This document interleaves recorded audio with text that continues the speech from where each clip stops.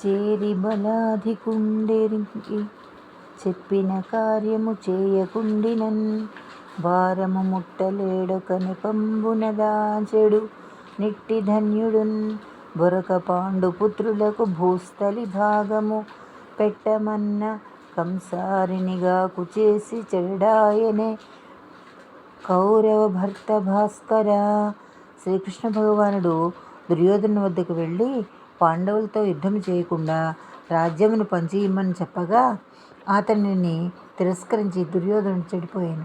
అట్లే బలశాలి తన కడ కేతించి చెప్పిన పనులు చేయకున్నచో ఎంతటి వాడైనను తన పని పూర్తి చేసుకోలేక ఏదైనా కారణము చేత తానే నశించును.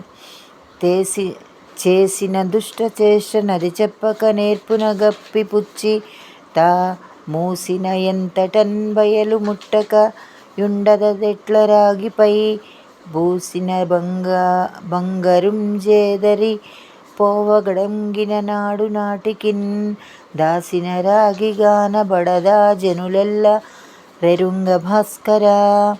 రాగిపై పొదిగిన బంగారము పోత చెదిరిపోయిన క్రమముగా నందున్న రాగి ఎందరకు కనబడను. అట్లనే నీచుడొక నీచకార్యం చేసి చెప్పకుండా ఉపాయం చే దాచిపెట్టినను అది క్రమముగా అందరకు తెలియక మానదు.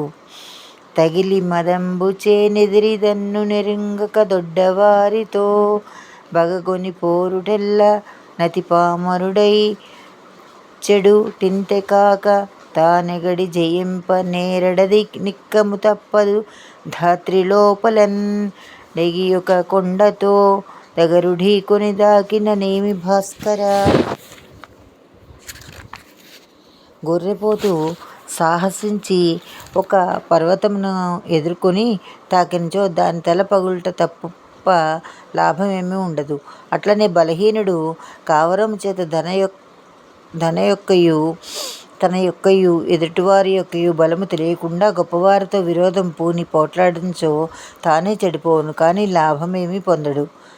తడవగరాదు దుష్ట గుణుదత్వమెరుంగక ఎవ్వరైనా నా జడు గుణమిట్లు వల్వదని చెప్పిన గ్రక్కున గోపచిత్తుడై గడుదెగ జూచుగా మరుగగాగిన తైలము నీటి బొట్టుపై బడునెడనా క్షణం బెగసి భగ్గున మండి ఇన్నె భాస్కర. బాగుగా కాగిన నూనె తనపై నీటి చుక్క పడినడలా వెంటనే మీదికి లేచి భగ్గున మండును. అట్లే చెడ్డవాడు తన హితము చెప్పిన వారి మీద కోపం వహించి చెడుపు చేయుటకించును. కావున చెడ్డవాని గుణము తెలియకుండా వాని జోలికి పోకూడదు.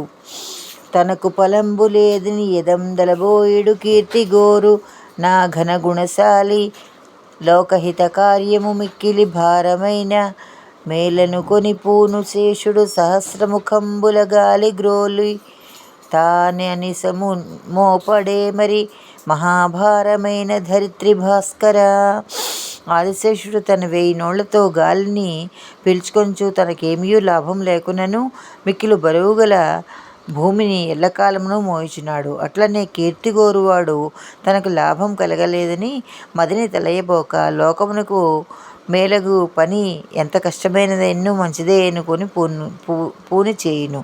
తనకు నదృష్టరేఖ విశదంబుగ గల్గిన గాని లేనిచో జనులకు నెయ్యడన్ బరుల సంపదల వల్ల ఫలంబు లేదుగా కనుగవలెస్సగా తెలివి గల్గిన వారికి గాక గ్రుడ్డికిన్ కనబడునట్ల వెన్నెలలుగాయగ నందొక రూపు భాస్కర.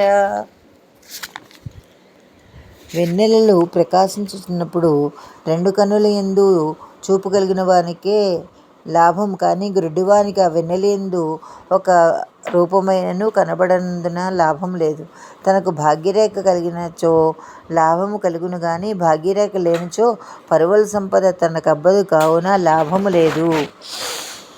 తాలిమి తోడుతం దగవు దప్పక నేర్పరి మొప్పు దప్పులం బాలన సేయుగాకట నుపాయ విహీనుడు సెయ్య నేర్చునే పాలను నీరు వేరు పరుపంగ మరాళ మెరుంగుగాక మార్జాల మెరుంగునే తదరుచారు రసజ్ఞత బూన భాస్కర. పాలును నీరును విడదీయుట హంస ఎరుగును కానీ పిల్లి గొప్పదగు ఆ రసమును గ్రహించు శక్తిని ఎరగదు. అట్లనే ఓర్పుతో తగువ యొక్క మంచి చెడ్డలను నేర్పగలవాడు కనిపెట్టి నిర్ణయించును, కానీ తెలివిమాలిన వాడు కనిపెట్టి నిర్ణయించలేడు.